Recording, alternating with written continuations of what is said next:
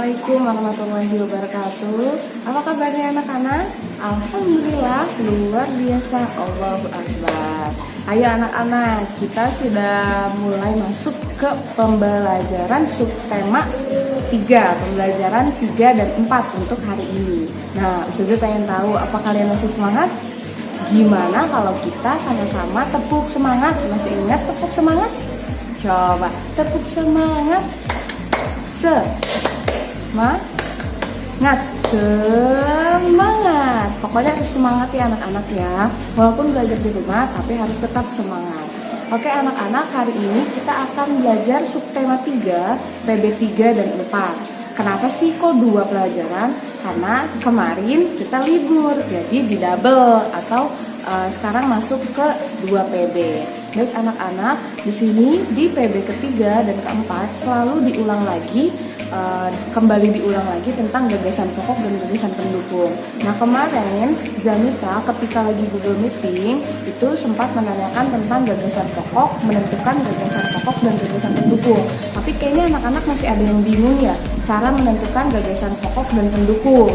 Nah nanti Zamita akan sisipkan video yang berjudul cara mudah menentukan gagasan pokok dan gagasan pendukung agar kalian ketika menemukan teks atau menemukan paragraf tidak pusing lagi untuk memikirkan gagasan pokok dan gagasan pendukungnya.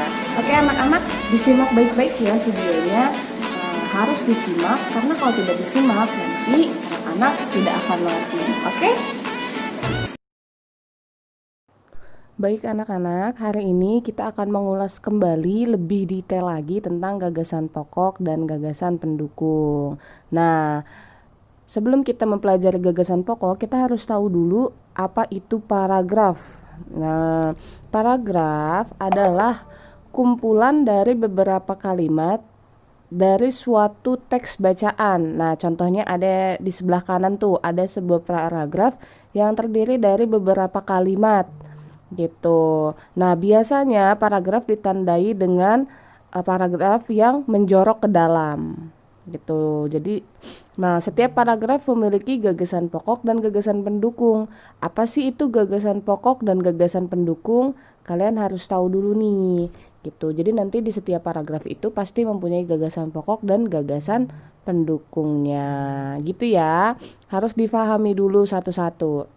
Nah, gagasan pokok adalah ide utama atau inti utama yang dibahas dalam suatu paragraf. Tuh, udah diulang berkali-kali ya. Gagasan pokok adalah inti utama atau ide utama dari suatu paragraf gitu. Jadi, di setiap paragraf itu pasti ada inti utamanya yang dibahas. Nah, gagasan pokok bisa juga nih disebut ide pokok, gagasan utama, ide utama, atau pokok pikirannya. Nah, gagasan pokok dapat ditentukan dengan cara melihat kalimat utamanya anak-anak.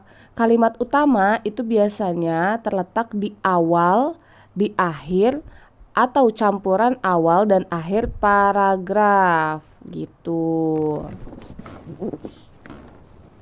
Nah, tapi biasanya kalimat utama paling sering terletak itu di awal paragraf yang sudah kita pernah pelajari ya. Biasanya adanya di awal paragraf gitu.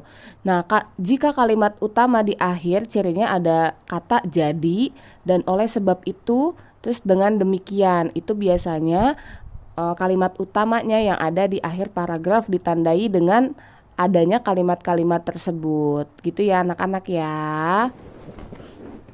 Nah, contohnya nih, ada sebuah paragraf. Ustazah bacain ya. Buah tomat memiliki banyak manfaat untuk tubuh. Buah tomat dapat dijadikan sebagai masker wajah.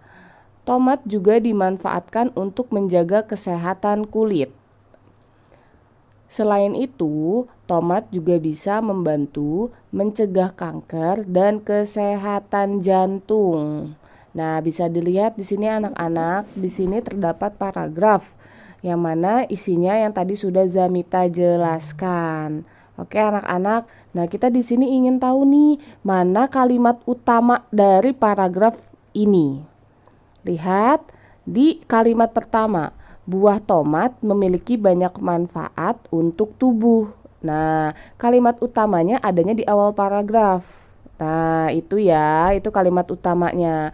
Nah, apa sih gagasan pokoknya? Berarti gagasan pokoknya adalah manfaat buah tomat, yang mana bisa kita ambil dari kalimat utamanya. Paham ya anak-anak ya? Gitu. Jadi gagasan pokok bisa kita ambil atau bisa kita simpulkan ketika kita sudah menemukan kalimat utamanya gitu. Nah, sekarang gagasan pendukung.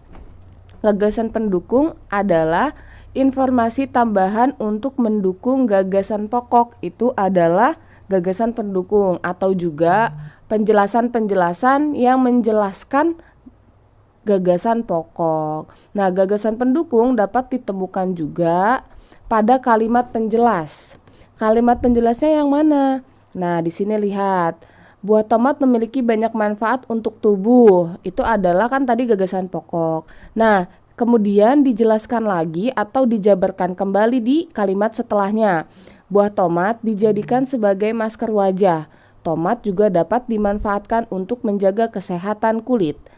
Gitu. Nah, itu adalah kalimat penjelasnya. Nah, kalimat penjelasnya tuh, 1. Buah tomat tadi bisa dijadikan sebagai apa? Masker wajah. Yang kedua, tomat juga dimanfaatkan untuk menjaga kesehatan kulit.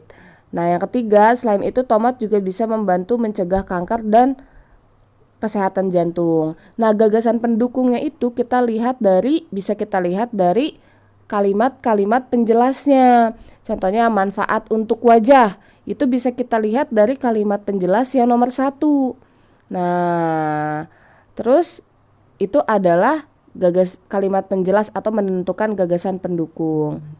Jadi kesimpulannya, gagasan pokok itu ditemukan di kalimat utama. Nah, kalimat utama itu biasanya sering ditemukan di awal paragraf. Nah, gagasan pendukung diambil dari kalimat penjelasnya.